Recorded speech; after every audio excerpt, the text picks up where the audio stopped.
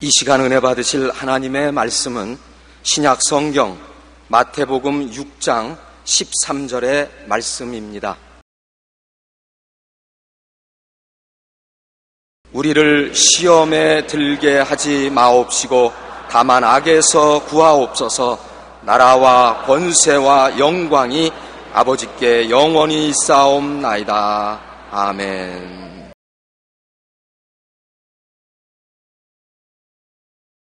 오늘 저는 여러분과 함께 이 일은 꼭 챙기세요라는 제목으로 말씀을 나누고자 합니다. 우리가 수일 혹은 수주간 여행을 떠날 때면 반드시 챙겨가야 할 필수품이 있습니다. 저는 평생을 여행하면서 살아오기 때문에 집을 떠날 때 무엇을 반드시 가지고 가야 할 것을 잘 알고 있습니다. 내복은 말할 필요 없고 여름철이라도 따뜻한 속옷은 꼭 준비해야 됩니다.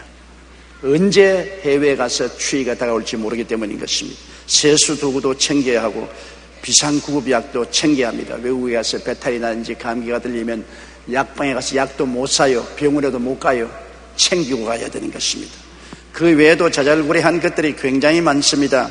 이처럼 우리의 매일매일의 인생 여정에도 반드시 기도로 챙겨야만 할 일들이 많이 있습니다. 종교개혁자 마르틴 루터는 밤에 잠자리에 들기 전에 오늘 지은 모든 죄를 용서해 주옵소서라고 기도하고 아침에 일어나시는 오늘 시험에 들지 말게 하옵시고 악에서 구하옵소서라는 기도를 반드시 했습니다. 우리가 하루하루를 살아가는 동안에 반드시 하나님께 기도하고 마음을 가다듬어야 될 것은 시험에 들지 말게 하옵시고 다만 악에서 구하옵소서, 이 기도를 챙겨야 되는 것입니다. 저는 매일같이 아침에 눈을 뜨면 제일 먼저 드리는 기도가 오늘 또 시험에 들지 말게 하옵시고 다만 악에서 구하여 주시옵소서 하는 이 기도인 것입니다. 첫째로 하루를 시작하기 전에 챙겨야 할 기도는 시험에 들게 하지 마옵소서라는 기도인 것입니다. 우리가 세상에 살 동안 하찮은 시험도 있고 큰 시험도 있습니다. 하찮은 시험 중에는 부부싸움도 있고 이웃과 시비에 걸리는 것도 있고 평지 부상을 당하는 데도 있고 가벼운 자동차 사고 좀도둑 같은 일을 당할 때도 있습니다. 조그마한 시험이지만은 그것이 큰 고통이 될 수도 있는 것입니다. 적은 시험이라고 해서 무시하시면 안 됩니다. 그렇기 때문에 적은 시험도 들지 말아야 됩니다. 그런데 가만히 있다고 시험이 안 다가오는 것이 아닙니다. 반드시 주님께 기도해야만 되는 것입니다. 성경에 너희가 없는 것은 구하지 아니함이라고 말씀하고 있는 것입니다. 구해야 주님이 응답하시지 구하지 않은 것 주님이 응답하지 않는다는 것을 여러분 명심해야 되는 것입니다. 이 세상에 살면서 또 큰 시험도 있어요. 불시에 천재지변을 당하는 것입니다. 불이 난다든지 쓰나미나 카타리나 같은 홍수가 일어난다든지 지진이 일어나고 대형 자동차 사고가 일어나고 비행기 사고, 막대한 재산 피해 등이 일어날 수 있습니다. 이러한 일을 당하고 난 다음에 통구하고 울면 얼마나 손실이 많습니까? 이러한 큰 시험을 당하기 전에 하나님 앞에 미리 막아달라고 늘 부르짖어 기도해야만 한다는 것입니다. 요즘 들어 세계 곳곳에서 천재지변으로 인한 자연재앙이 속출하고 있습니다. 먼저 지진을 보면 최근 몇 년 사이에 이탈리아의 시칠리아섬, 미국의 알래스카, 파키스탄 북부 지역과 인도네시아 수마트라 섬에서 계속적인 강진이 일어나고 있습니다. 우리나라도 우리가 알지 못하는 사이에 종종 많은 조그마한 지진들이 일어나서 집이 흔들리고 빌딩이 흔들리는 것이 있습니다. 여기에 지구온난화와 엘니뇨 현상으로 지구의 평균 기온이 올라갔습니다. 이 때문에 폭우와 홍수, 가뭄, 한파, 폭염 등의 피해가 날로 증가하고 있습니다. 인도 동부에서는 올 여름 평균 기온이 37.3도까지 올라가서 300여 명이 더위에 죽었습니다. 파키스탄은 최고 49도를 기록했습니다. 유럽도 마찬가지입니다. 프랑스, 스페인에서는 유례 없는 무더위로 사망자가 발생했고 프랑스는 주민들에게 시원한 곳으로 대피하라는 대피 명령조차 내린 적이 있습니다. 태풍 피해도 막대합니다. 얼마 전 미국의 태풍 카트리나로 한 도시가 사라졌습니다. 소돔과 고모라가 불과 여왕의 세례를 받고 사라진 것처럼 뉴올리안스라는 거대하고 아름다운 도시가 순식간에 사라져버렸습니다. 지금 또한 거대한 태풍 리타가 미국 남부를 강타하고 있습니다. 우리나라도 올해 태풍 나비로 경상도 지역이 큰 피해를 입은 것을 알고 있습니다. 이런 자연재해뿐 아닙니다. 각처에서 테러와 전쟁으로 인해 많은 사람들이 피해를 당하고 있습니다. 2001년 9월 11일 미국의 쌍둥이 빌딩이 테러로 무너져서 수많은 사람들이 희생되었고, 이어진 이라크 전쟁으로 수많은 사람들이 희생되었습니다. 학자와 평야운동가 등으로 구성된 이라크 보디 카운트와 옥스퍼드 리서치 그룹의 발표에 따르면 지난 2003년 미국의 이라크 침공 이후 사망한 이라크 민간인이 2만 5천 명, 부상당한 이라크 민간인이 4만 2,500명에 달한다고 발표하고 있습니다. 우리가 살고 있는 이 세상은 하찮은 시험으로부터 시작해서 거대한 자연재해와 전쟁과 테러의 시험까지 수많은 시험이 타고 있습니다. 그러므로 오늘 하루에도 어떠한 일이 일어날지 알 수가 없어요. 항상 우리 앞에 위험이 도사리고 있습니다. 그렇기 때문에 우리는 매일 그날을 시작할 때 천지와 만물을 지으시고 전지전능무소부지하신 하나님께 오늘 또 시험에 들지 말게 해달라고 기도를 드려야만 되는 것입니다. 저는 시편 91편으로 매일 수차 시험에 들지 않게 해달라고 기도를 드립니다. 시편 91편 2절로 3절에 보면 하나님은 나의 피난처요 나의 요새요 나의 의리하는 하나님이라 하리니 제가 너를 새 사냥꾼의 올무에서와 극한 연병에서 건지시리이다. 얼마나 좋은 약속인 것입니까? 저는 이 성경을 통해서 기도할 때마다 마음이 뜨거워지는 것입니다. 주께서 새 사냥꾼의 올무에서와 극한 연병에서 건져주시겠다. 이 얼마나 좋은 약속입니까? 이 말씀을 인용하고 저는 기도를 합니다. 그리고 4절로 6절에 하나님이 그 깃으로 덮으시니 내가 그 날개 아래 거하리라. 암탉의 병아리를 날개로서 품듯이 하나님이 그 깃으로 너를 덮으시니 내가 그 날개 아래 피할 것이라고 말씀하니 이 말씀을 인용하고 하나님 저를 주님의 날개 아래 오늘도 피하게 해 주시옵소서. 왜냐하면 그렇게 하면 너는 밤에 놀램과 낮에 흐르는 살과 흑암 중에 행하는 연병과 백주에 황폐케 하는 파멸을 두려워하지 아니하리로다. 천인이 내 곁에서 만인이 내 우편에서 엎드려지나 이 재앙이 내게 가까이 오지 못하리라고 말씀하고 있는 것입니다. 얼마나 놀라운 약속입니까? 우리는 매일같이 우리 곁에 천인이 넘어지고 만인이 자빠지는 것을 보고 있습니다. 거기에 나도 포함될 수 있습니다. 그런데도 주님께서 이를 피하게 만들어주겠다고 했었으니 우리 기도해야 될 것이 아닙니까? 9절에 보면 내가 하나님은 나의 피난처라고 지연자로 거처를 삼았으므로 화가 내게 미치지 못하며 재앙이 내 장막에 이르지 못하리니 제가 너를 위하여 그 사자들을 명하사 너희 모든 길에 너를 지키심이라. 저희가 그 손으로 너를 붙들어 너 발이 돌에 부딪히지 않게 하겠다고 말씀한 것입니다.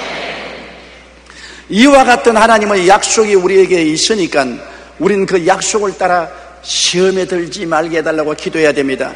1984년 12월 인도 보팔시의 유니온 카바이트 회사에서 유독가스가 유출되어 3천여 명이 죽고 15만 명이 피해를 입은 사고가 난 것을 여러분 기억하실 것입니다. 이 가스 회사 건너편에는 2만여 명의 인구를 가진 마을이 있었는데 대다수의 인도 사람들은 힌두교나 불교를 믿고 있는데 이곳 조그마한 도시에는 2만여 명이 대다수가 기독교 신자였습니다. 그러니 놀라운 것은 유출된 독가스가 이 마을 앞에 와서 마을로 들어왔으면 2만 명이 전멸할 것인데 마을 입구까지 가스가 왔다가 휙 돌아서서 그 가스가 다른 데로 날아가 버리고 마는 것입니다. 마을에 살던 2만여 명의 그리스도인들이 극적으로 죽음의 가스로부터 구원을 받았습니다. 이 사실은 그곳에서 선교사로 활동하고 있던 데일 카츠맨에 의해 세상에 밝혀졌습니다. 하나님은 우리를 구원하시는 하나님이십니다. 그렇기 때문에 우리는 낮에 흐르는 살과 흑암 중에 행하는 연병과 백주에 황폐케 하는 파멸을 두려워하지 않을 수 있습니다. 그것은 오직 기도할 때만 그렇습니다. 기도는 하나님의 전능의 손을 움직이기 때문인 것입니다. 그렇기 때문에 성경에는 무엇인지 내 이름으로 내게 구하면 내가 시행하리라고 말씀하셨으며 우리가 주께 부르시면 우리가 알지 못하는 크고 비밀한 일을 하나님이 보여주시겠다고 약속하신 것입니다. 둘째로 우리가 기도해야 될 것은 다만 악에서 구하옵소서. 악한 마귀를 떠나는 것입니다.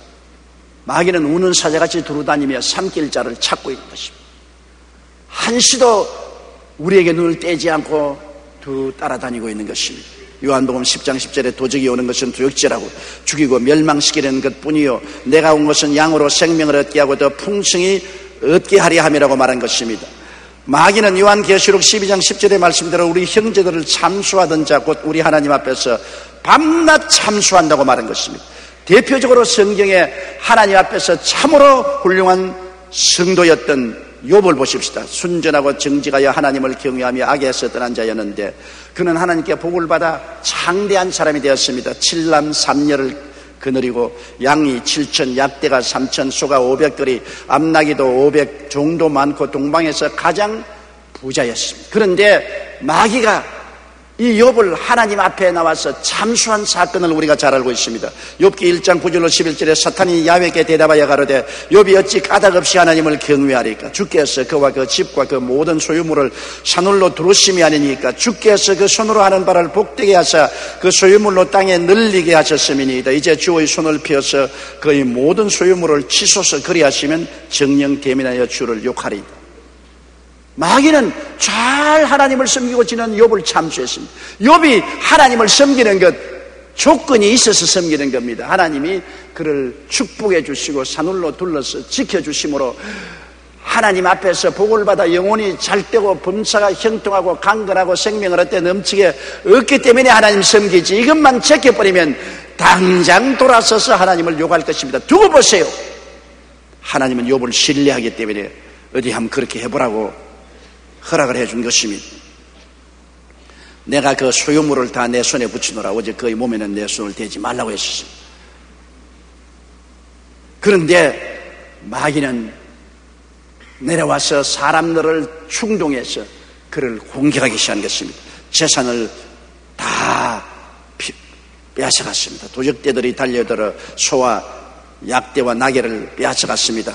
소는 밭을 갈고 나귀는 그 곁에서 풀을 먹는데 스바 사람이 갑자기 일어나 그것들을 빼앗고 칼로 종을 다 죽였습니다. 스바 사람들에게 마귀가 들어가서 욥을 공격하여 그 재산을 다 빼앗아가게 된 것입니다. 갈대아 사람이 새 떼를 지어 갑자기 약대를 빼앗고 칼로 종들을 죽였습니다. 사람들의 마음속에 마귀가 들어가서 사람들을 공격하게 하고 전쟁도 일으키는 것입니다. 그리고 하늘에서 불이 내려 양떼를 살랐습니다. 또한 사람이 와서 고하되 하나님의 불이 하늘에서 내려와서 양과 종을 살라버렸나이다.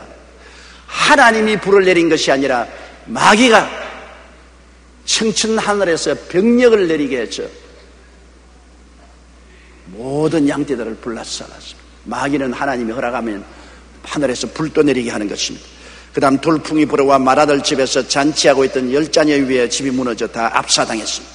그친 들에서 태풍이 와서 집 내 모퉁이를 치매 그 소년들 위에 무너짐으로 그들이 다 압사당했습니다.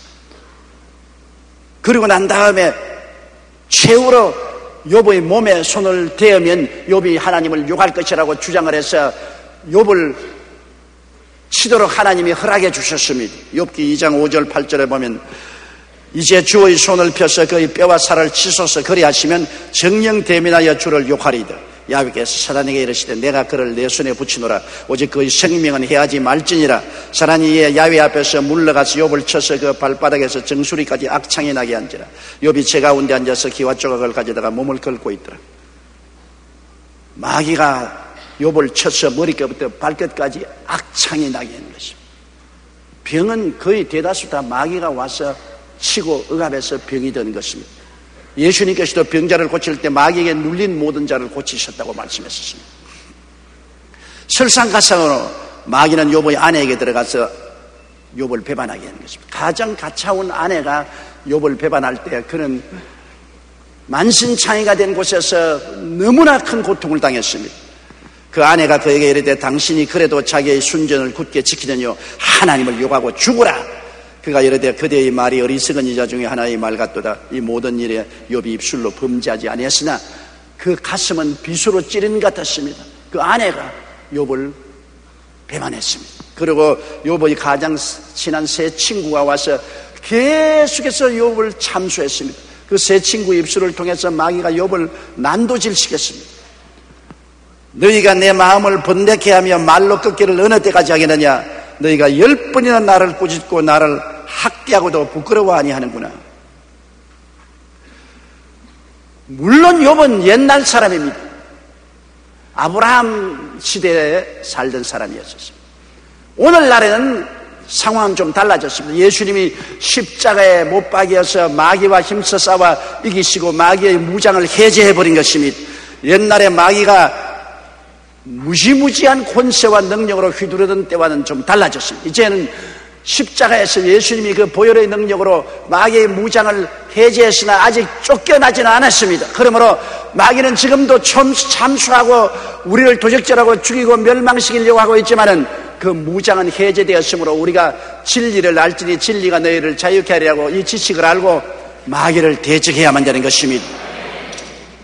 예수님이 우리에게 주신 권세는 누가복음 10장 19절에 있습니다. 내가 너희에게 뱀과 쟁가를 밟으며 원수의 모든 능력을 제어할 권세를 주었으니 너희를 해할 자가 결단코 없으리라. 우리가 올바르게 알고 기도하고 예수님의 보혈 아래에 있으면 우리를 마귀가 해하지 못합니다. 우리는 하나님의 자녀가 된 신분을 가지고 있습니다. 요한복음 1장 12절의 말씀 난 대로 영접하는 자 곧 그 이름을 믿는 자들에게는 하나님의 자녀가 되는 권세를 주었습니다. 그러므로 우리는 자녀된 신분을 가지고 이제는 예수 그리스도 이름으로 마귀를 대적할 수가 있게 된 것입니다. 저는 유럽 선교에서 봉사하고 계신 임춘자 권사님의 간증을 읽고 굉장히 감동을 했습니다. 야, 임춘자 권사님이 과연 교회에서 제 설교를 듣고 올바로 깨달았구나. 굉장히 제게도 용기가 되었었습니다. 권사님은 오래전부터 소화가 안 되고 가끔 배가 아팠는데 날이 갈수록 배가 점점 더 아파오면서 체중도 줄어들고 혈변까지 나왔습니다. 종합병원에서 검사를 받은 결과 장암이었습니다. 의사 선생님은 암이 벌써 많이 진행되었기 때문에 수술해도 완치하기 어렵지만 한번 수술이나 해보자고 했습니다. 권사님은 속으로 하나님 앞에서 암은 불법 주차라고 생각하고 수술을 거절한 후 집에 와서 하나님께 간절히 회개하며 기도하기 시작했습니다. 그러나 주기적으로 다가오는 복통은 견디기 힘들 만큼 괴로웠습니다. 그럴 때마다 그는 이사야 53장 5절 그가 채찍에 맞음으로 우리가 나음을 입었다는 말씀을 기억하고 그 말씀 안에 서서 원수암은 물러가라. 너희 원수암은 불법 주차다. 너는 내게 있을 권리가 없다. 예수님의 은혜로 나는 이미 나은 사람이다. 이 병은 거짓되고 헛된 것이다. 그는 예수 그리스도의 대속의 은혜를 올바르게 알고 굳세게 마귀에게 저항했습니다.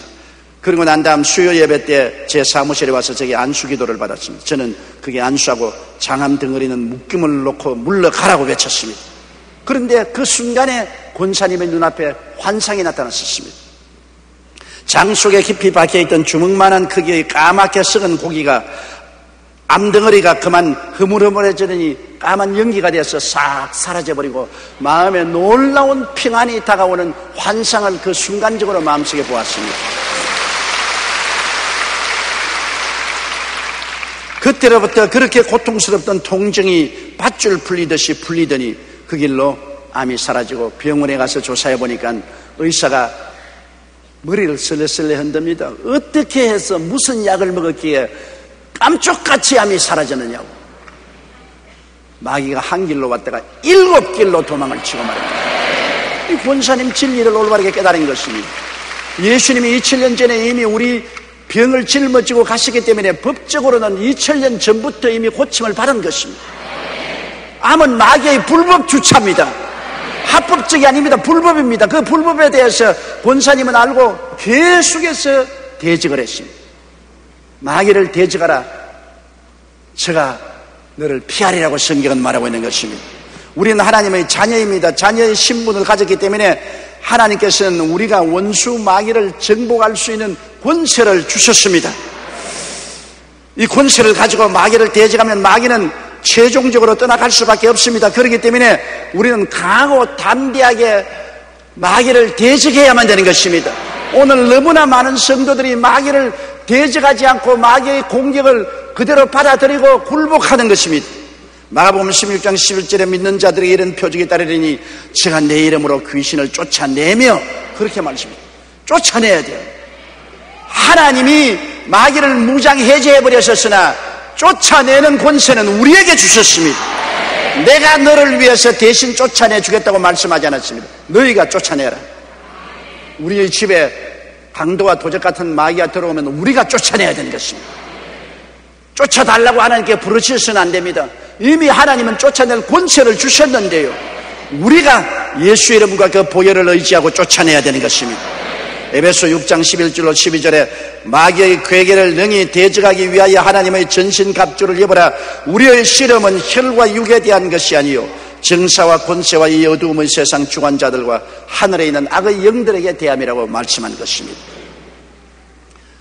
저는 인도네시아 수마트라 섬에 복음을 전하는 선교사님의 이야기를 들은 적이 있습니다.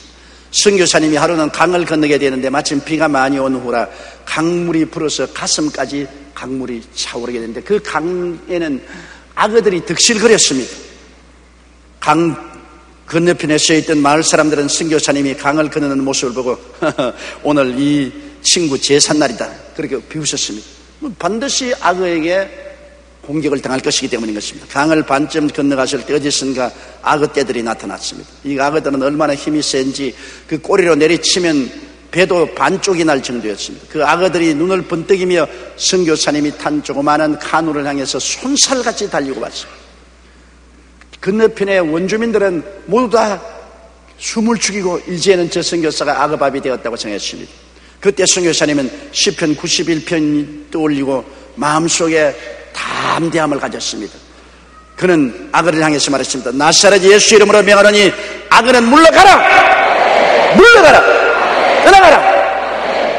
그랬더니 손살같이 달려오던 악어들이 배 앞에 와서 싹 방향을 돌리더만 그러면 날 살리라고 달아나버렸어요. 그 선교사는 하나님의 말씀의 권세를 알았습니다. 내가 뱀과 쟁가를 밟으며 원수의 모든 능력을 제어할 권세를 주었으니 너희를 해할 자가 결단코 없으리라는 하나님의 말씀을 실천한 것입니다. 그가 만일 악어를 보고 명령을 안 내렸으면 악어밥이 되었을 것입니다. 행함이 없는 믿음은 죽은 믿음인 것입니다. 그는 악어를 보고 말씀을 기억하고 예수 그리스도 이름으로 담대하게 악어야 물러가라고 하니 곁에 다 왔던 악어가 방향을 돌려서 도망을 쳤습니다. 이 모습을 지켜보는 그 지역 주민들이 아니 저 사람이 믿는 신이 누구의 악어에게 명령을 한 자 그대로 순종하는가 하며 크게 놀랐습니다. 그리고 그 강을 건너가니 많은 원주민들이 무릎을 꿇고 엎드려서 회개하고 예수를 믿고 이 선교사님에게 안수받기를 원했었습니다. 하나님께서는 우리가 사자와 독사를 밟으며 뱀과 쟁가를 발로 누를 것을 이미 약속해 주셨습니다. 믿는 자는 믿음을 실천하면 하나님의 보호를 받을 수가 있기 때문인 것입니다. 그렇기 때문에 여러분 우리는 매일같이 악한 원수 마귀를 명령해야 됩니다. 하나님 아버지 예수님의 보혈로 오늘 또 나를 덮어주시옵소서. 나의 주위에 맴도는 원수 마귀야 오늘 나사렛 예수 이름으로 명하노니 내게서 떠나가라. 물러가라. 하루를 시작하기 전에 반드시 챙겨야 할 기도인 것입니다. 예수님의 보혈로 덮어달라고 기도하시고 보혈이 함께 해달라고 기도하고 마귀를 물리쳐야 됩니다. 마귀는 그리스도의 보혈을 보면 지나가는 것입니다. 보혈을 보고는 견딜 수가 없는 것입니다. 셋째로 우리가 기도를 챙겨야 할 것은 하나님 앞에 징계를 받지 않게 하여 주시옵소서. 히브리서 12장 5절로 6절에 또 아들들에게 권한같이 너희에게 권면하신 말씀을 잊었도다. 일렀으되 내 아들아 주의 징계하심을 경히 여기지 말며 그에게 꾸지람을 받을 때 낙심하지 말라. 주께서 그 사랑하시는 자를 징계하시고 그의 받으시는 아들마다 채찍질하심이라 하셨으니 하나님이 버린 자는 징계하지 않습니다. 그러나 내 자식은 징계하지요. 여러분 길거리를 걸어가다가 애들이 물웅둥이에서 온 몸에 물을 덮어쓰고 장난을 하면 모르는 애들이 하는데 여러분 그 자리에 서서 징계합니까? 꾸짖습니까? 지나가죠. 그러나 내 자식이 그 물구덩이에 들어가서 물장난을 하고 새카맣게 흙탕물을 덮어쓰고 있으면 뭐라고 했습니까? 끄집어내서 엉덩짜기를 때리고 야 이놈아 이 옷을 입고 이 물속에 들어가서 장난하면 어떻게 하느냐? 징계하게 되는 것입니다. 남은 징계 안 해도 내 자식은 징계합니다. 하나님께서는 우리를 하나님의 자녀로 불렀기 때문에 징계하는 것입니다. 나는 미국의 뉴올리언스 한 도시가 사라진 것을 보고 깊이 생각했습니다. 여러분 한 도시가 순식간에 사라졌습니다.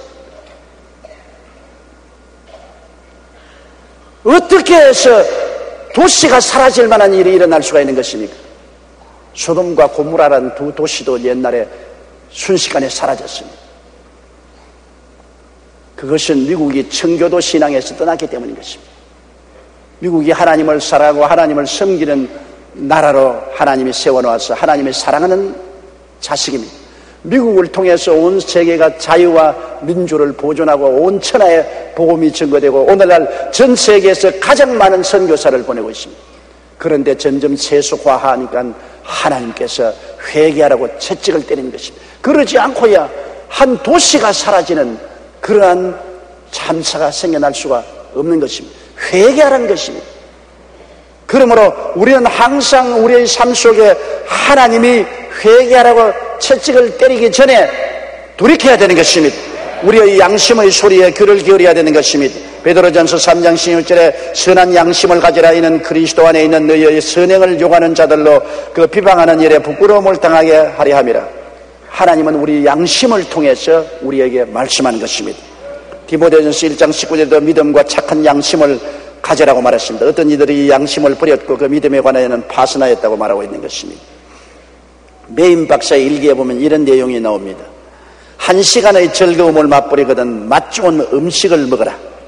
2-3시간을 즐겁게 보내고 싶으면 영화관에 가서 영화를 보라. 4-5일을 즐기려면 마음에 맞는 사람과 여행을 하라. 한 달쯤 즐겁게 살려면 새 차를 사라. 1년쯤 행복하게 살고 싶으면 집을 새로 지어라. 그러나 일생을 행복하게 보내고 싶으면 언제나 양심의 소리에 따라 정직하게 살아라고 말하고 있는 것입니다. 양심은 하나님께서 우리에게 말씀하시는 통로가 되는 것입니다. 짐승과 사람이 무엇이 다릅니까? 짐승에게는 양심이 없지만 사람에게는 양심이 있습니다. 그 양심의 통로를 통해서 하나님이 우리에게 경고하시는 것입니다. 우리가 하나님께 재난을 받고 채찍을 맞기 전에 언제나 양심의 가책을 받게 되는 것입니다. 양심은 그를 짓밟아버리고 화인 맞게 하기 전에는 살아서 하나님이 음성을 전달하는 도구가 되는 것입니다. 그리고 하나님의 성령이 우리와 같이 계시므로 성령의 꾸짖으심을 우리가 듣고 돌이켜야 되는 것입니다. 신명기 8장 5절 6절에 너는 사람이 그 아들을 징계함같이 내 하나님 야훼께서 너를 징계하시는 줄을 마음에 생각하고 내 하나님 야훼의 명령을 지켜 그 도를 행하며 그를 경외하라. 하나님은 아들을 받듯이 징계하시기 때문에 징계하기 전에 반드시 양심을 통해서 그다음 성령의 음성을 통해서 우리에게 경고하시는 것입니다. 그때 우리가 돌이켜야 되는 것입니다. 시편 16편 7절에 나를 훈계하신 야훼를 송축할지라 밤마다 내 심장이 나를 교훈한다고 말했습니다. 요한복음 16장 8절에도 그가 와서 죄에 대하여 의에 대하여 심판에 대하여 세상을 책망하시려고 말씀한 것입니다. 그러므로 우리가 양심의 소리를 집어넣어버리고 성령의 음성을 버리면 그 다음에는 채찍이 내려오는 것입니다. 하나님은 채찍을 때리기 전에 반드시 양심으로 말씀하시고 성령으로 훈계하시고 그것을 거역할 때 채찍을 때리는 것입니다. 징계는 당사자에게 먼저 올 때가 있습니다. 모세가 구수 여자와 결혼할 때 그 형 아론과 누나 미리암이 모세를 비방할 때 하나님이 진노하사 치심에 미리암이 문둥병 환자가 된 것을 기억합니다. 그래서 모세가 하나님께 부르짖게 됐습니다. 하나님, 우리 누님이 문둥이가 되어서 몸이 반이나 썩어서 죽으면 내가 어떻게 보겠습니까? 용서해달라고. 하나님이 모세의 기도를 듣고 미리암을 진 밖에 내어 쫓아서 일주일을 회개하게 만들고 난 다음에 고쳐준 사건이 성경에 기록되어 있습니다. 당사자가 하나님이 징계할 때 고통을 당할 때가 많습니다. 그리고 하나님 징계는 혹은 가족에게 내려올 때도 있습니다. 모세를 반역한 고라의 당 아비람과 다단은 그 가족들까지 함께 징계를 받았습니다. 민수기 16장 31절에 땅이 그 입을 열어 그들과 그 가족과 고라에게 속한 모든 사람과 그 물건을 삼켰다고 말한 것입니다. 역대하 21장 14절로 15절에 야훼가 내 백성과 내 자녀와 내 아내들과 내 모든 재물을 큰 재앙으로 치시리라. 일을 잘못하고 하나님을 거역하면 하나님의 징계는 당사자에게 내릴 때도 있고 가족들에게 징계의 채찍이 내릴 때도 있는 것입니다. 프랑스의 최고의 작가로 불린 빅토르 위고의 이야기입니다. 그는 젊은 훌륭한 작가였으나 사생활이 매우 문란했습니다. 작품을 쓰는 시간 외에는 술과 여자에게 둘러싸여 방종한 삶을 살았습니다. 어찌나 주사가 심하고 방탕했든지 가족조차 그와 얼굴을 마주치려 하지 않습니다. 그에게 사랑하는 외딸이 있을 때 딸이 늘 아버지에게 와서 아버지 생활을 돌이키라고, 아버지 건전한 삶으로 돌아오라고 권면했습니다. 그런데 듣지 않았습니다. 그런데 1841년 여름 빅토르 위고가 가장 사랑하던 딸 레오폰디니가 세느강에서 투신 자살을 했습니다. 그는 싸늘한 시체로 변한 딸의 얼굴을 흰 천으로 덮으면서 울부짖었습니다. 이것은 내 죄악에 대한 하늘의 심판이다. 죽은 것은 내 딸 레오폰디니가 아니라 천하의 죄인인 나 빅토르 위고다. 그는 그 징계의 채찍에 가슴을 찢고 울었었습니다. 그날 이후 빅토르 위고는 방탕한 삶을 청산했습니다. 하나님 앞에 엎드려 회개하고 삶을 돌이켰습니다. 기도와 묵상을 통해 경건한 사람으로 거듭났습니다. 그 후 빅토르 위고는 자신의 어려운 과거를 회상하며 지은 작품이 바로 유명한 레미제라블, 즉 우리말로는 잔발장어로 번역된 그 작품을 만드는 것입니다. 하나님께서 징계하실 때는 당사자 대신에 가족을 치시기도 합니다. 그럴 때는 우리는 곧바로 회개하고 돌이켜야만 하는 것입니다. 하나님의 징계는 재산상으로 나타날 때도 있습니다. 잠언서 23장 5절에 내가 어찌 허무한 것에 주목하겠느냐, 정령의 재물은 날개를 내어 하늘에 나는 독수리처럼 날아가리라. 하나님이 복을 주어야 진실한 복이지 하루아침에 재산이 물거품처럼 사라지게 되는 거죠. 하나님의 징계는 재산에 내릴 수도 있습니다. 사업도 하나님이 징계하시면 순식간에 무너집니다. 신명기 28장 20절에 내가 악을 행하여 그를 잊음으로 내 손으로 하는 모든 일에 야훼께서 저주와 공구와 견책을 내리사 망하며 속히 파멸케 하실 것이라고 말씀한 것입니다. 그러므로 우리는 징계받을 때 신속히 회개하고 돌이켜야 됩니다. 매일 기도할 때 하나님 징계를 받지 않도록 양심의 소리를 듣게 하여 주시옵시고 성령의 음성을 순종하게 하여 주시옵소서. 징계의 채찍이 내리거들랑 신속히 하나님께 나와서 무릎을 꿇고 통회하고 자복하고 회개해야 되는 것입니다. 잠언서 1장 23절과 33절에 나의 책망을 듣고 돌이키라. 오직 나를 듣는 자는 안전히 살며 재앙의 두려움이 없이 평안하리라고 말씀한 것입니다. 히브리서 11장 11절에 무릇 징계가 당시에는 즐거워 보이지 않고 슬퍼 보이나 후에 그로 말미암아 연단한 자에게는 평강한 열매를 맺나니라고 말하는 것입니다. 회개하면 하나님께서 징계를 그치시고 오히려 평강을 허락하여 주시는 것입니다. 우리는 인생을 여행하는 사람들입니다. 매일매일 우리는 인생 여로에 오르는 것입니다. 챙길 것 챙기고 떠나야지 안 챙기고 빈손들고 떠나면 큰일 당합니다. 저는 이태리 시실리에 여행할 때 여름이라고 생각하고 조금 이른 가을이었는데 내복을 준비 안 하고 갔습니다. 그 시실리 집회 동안에 혹독한 한파가 불어왔는데 얼마나 추운지 밤에 잘 때 양복을 다 끼어 입고 잤습니다. 여러분 알다시피 유럽에 가면은 호텔에 들어가도 난방이 없지 않습니까? 우리 한국 사람이 난방으로 여름에도 겨울에도 러닝 셔츠 입고 있지만은 유럽은 그렇지 않습니다. 호텔에도 집에도 난방 시설이 없습니다. 두꺼운 옷을 입고 자지요. 그런데 내복을 준비 안 해갔습니다. 온 시실리 시내에 돌아다니면서 내복을 살라 해도 내복이 없어요.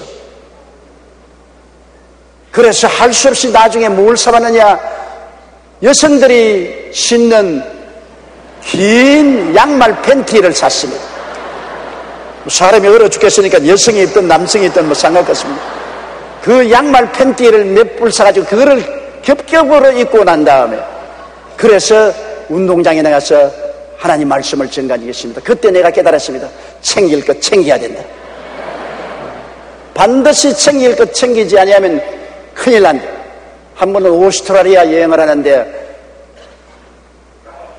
면도기를 안 가지고 왔었습니다. 잊어버리고 매일매일 여행을 하며 복음을 전하니까 언제 백화점에 가서 면도기 살 여가가 없습니다. 싱가포르에 나왔을 때는 수염이 이만큼 길러가지고서 또 중국 스파이처럼 됐었어요. 그것도 챙길 것 챙기지 않았기 때문에 그런 것입니다. 여행을 할 때도 챙길 것 반드시 챙겨야 되는 것처럼 우리가 인생을 살 때 기도로서 우리 성도들이 챙길 것 반드시 챙기면 상처를 받지 않게 되는 것입니다. 매일같이 시험에 들지 말게 하옵소서. 크고 작은 시험에서 건져주옵소서. 시편 91편을 인용하고 기도하고 예수님의 보혈로 덮어주셔서 악한 마귀에게서 지켜주시옵소서. 원수 마귀야 예수 이름으로 명하느니 물러갈지어다. 하나님 아버지 양심이 무디어지지 않게 하여 주시옵시고 성령님의 음성에 귀를 기울이므로 하나님 앞에 징계를 받지 않고 살게 하여 주시옵소서. 이 기도는 꼭 챙기고 지나가야만 되는 것입니다. 그렇게 하면 여러분이 인생을 평안하게 여행하시고 주님 앞에 당당하게 설 수 있게 되실 것입니다. 다 같이 고개시어 기도드리겠습니다. 사랑이 많으신 우리 하나님 아버지요, 우리는 다 행인과 나그네와 같이 이 세상을 살아가고 있습니다. 그동안에 우리가 챙기지 못해서 당하는 고통이 많습니다. 하나님이 우리에게 은혜를 주셨는데도 불구하고 우리 스스로가 알지 못함으로 누리지 못할 때가 얼마나 많습니까? 내 아버지 하나님이시여, 그러므로 주님께서 우리에게 매일 기도하는 주기도문 중에 마지막 가장 중요한 시험에 들지 말게 하옵시고 다만 악에서 구하옵소서라는 기도를 늘 하게 도와주시옵소서. 시험에 들지 않게 하여 주시옵시고 보혈로 덮어주셔서 악한 마귀에게 점령당하지 말게 도와주시옵시고 상처 입지 말게 도와주시옵소서. 양심을 늘 깨끗게 해주시옵소서. 양심의 음성과 성령님의 음성에 귀를 기울이고 하나님께 꾸중 듣지 않게 하여 주시옵소서. 예수님 이름으로 기도드리옵나이다. 아멘.